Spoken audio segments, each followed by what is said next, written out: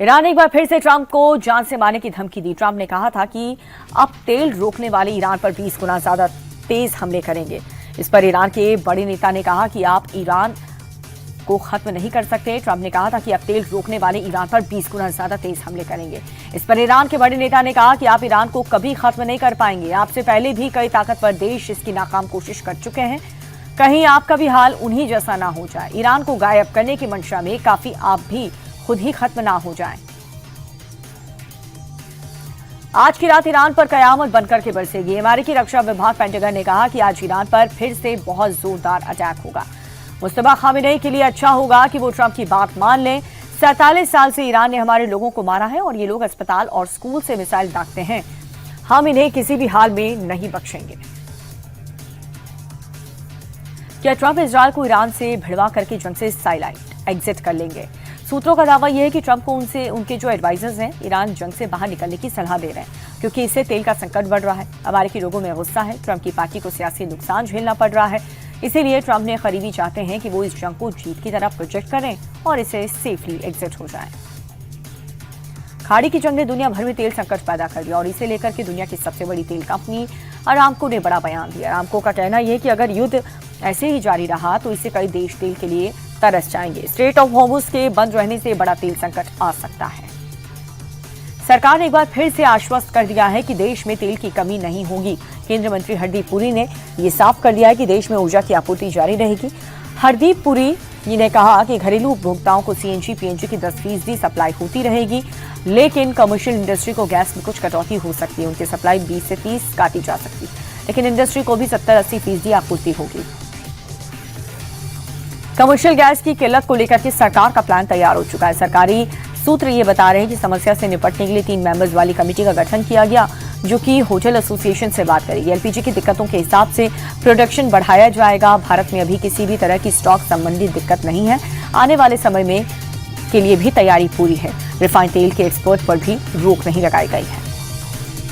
कांग्रेस ने commercial gas cylinder आपूर्ति पर रोक और घरेलू एलपीजी के दाम में बढ़ोतरी के खिलाफ बेंगलुरु में प्रोटेस्ट किया।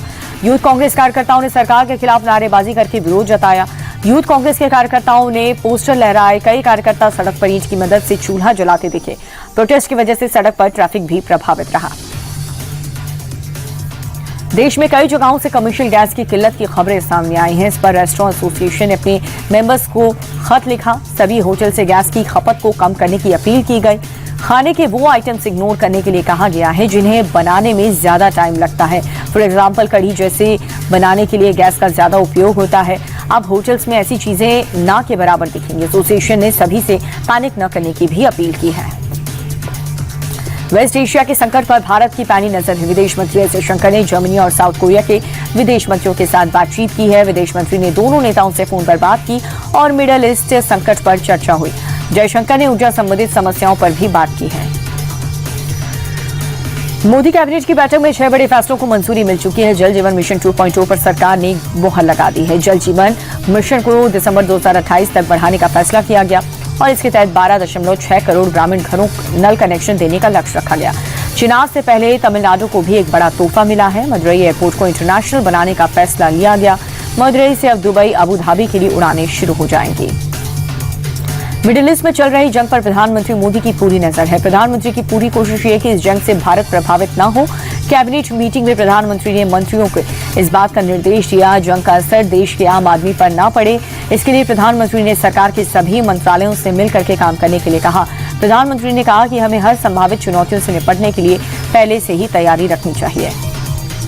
प्रधानमंत्री मोदी का फोकस मिशन साउथ पर है। कल प्रधानमंत्री केरल और तमिलनाडु के दौरे पर रहेंगे। सबसे पहले वो केरल के एर्नाकुलम जाएंगे, जहां पर 10,800 करोड़ की विकास परियोजनाओं की सौगात और लोकार्पण शिलान्यास करेंगे। एर्नाकुलम के बाद पीएम तमिलनाडु के तिरुचिरापल्ली पहुंचेंगे। यहां पर 5,650 करोड़ की विकास परियोजनाओं की सौगात देंगे। दोनों ही राज्य में इसी साल चुनाव होने हैं और ऐसे में प्रधानमंत्री का दौरा बेहद खास है।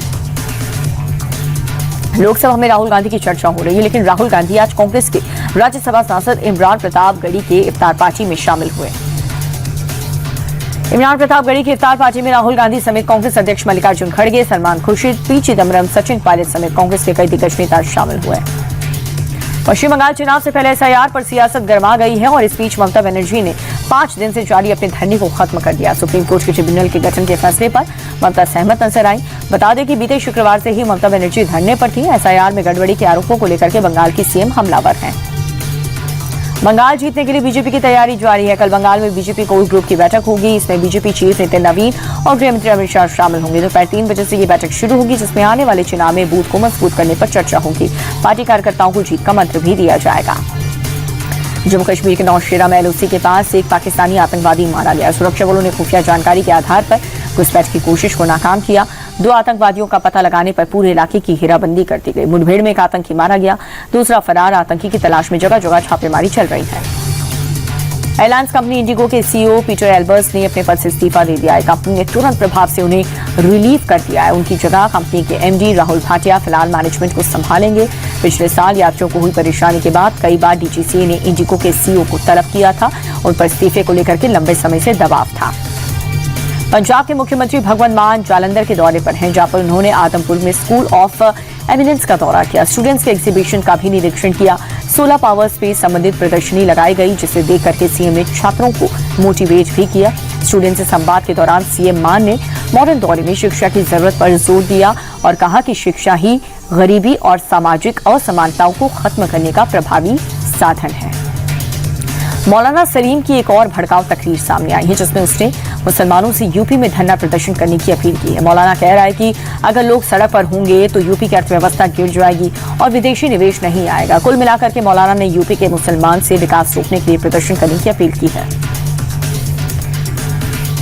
मुंबई में एक मेडिकल स्टूडेंट ने फांसी का फंदा लगाकर के जान दे दी। सुसाइड नोट में उसने लिखा कि बॉयफ्रेंड उसके कैरेक्टर पर शक करता था और इसी वजह से दोनों के बीच लड़ाई रहती थी। मुस्लिम बॉयफ्रेंड होने के कारण दोस्त उसे श्रद्धा वालकर से कंपेयर करते थे और एक दिन तू भी फ्रिज में मिलेगी जैसे कमेंट्स करते थे।